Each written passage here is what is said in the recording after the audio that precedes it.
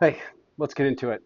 When kids are little, parents, we have to say things that to us sound just completely obvious, like don't touch the stove, don't run into the street, hey, don't get too close to the edge.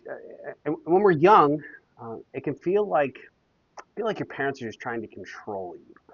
But as you get older, you realize that those warnings, they weren't about taking away your freedom. They were about trying to keep you alive.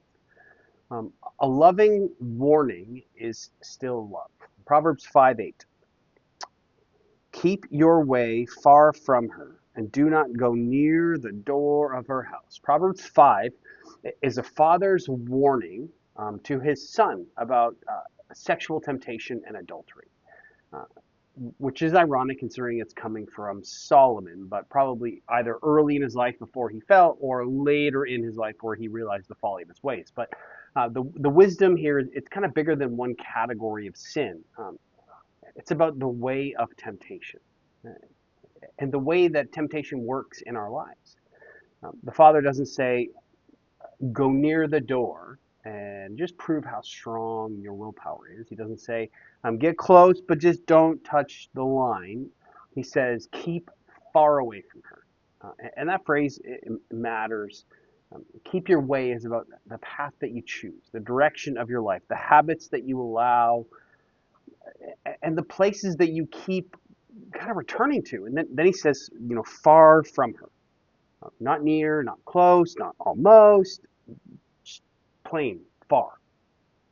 Um, Wisdom understands that temptation isn't, it's not neutral.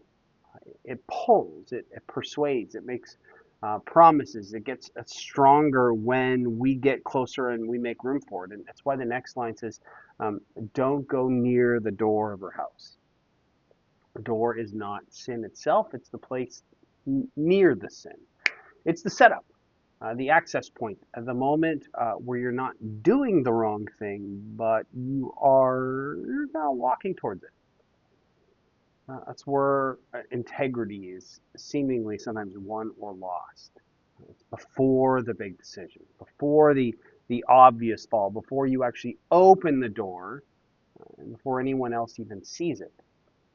Temptation often begins with something really small. Maybe it's a private message, or maybe it's a second look, a secret habit that you've got under control at first. A place you know that you shouldn't go. Maybe a situation that you just keep telling yourself, hey, it's harmless, it's normal, everyone does it. Proverbs is not impressed with how close we can get to danger. The fear of the Lord teaches us to be honest about our weaknesses. That's not cowardice, it's wisdom. And there's a kind of pride where we say, you know what, I can handle this. But humility says, I know where this road goes, and I'm not going even down it. I'm not going anywhere near the door.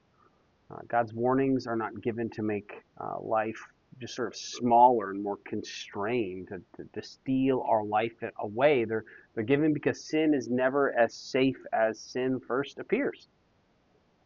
So today, pay attention to those doors.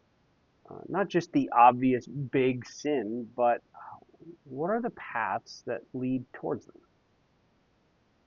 Some doors need to stay closed, and some paths maybe just need to be avoided altogether. And some distance can be a holy thing. Because integrity isn't just what you do when temptation is strong. Integrity is the wisdom to stay as far away before the temptation gets strong. Wherever you find yourself, God goes with you today.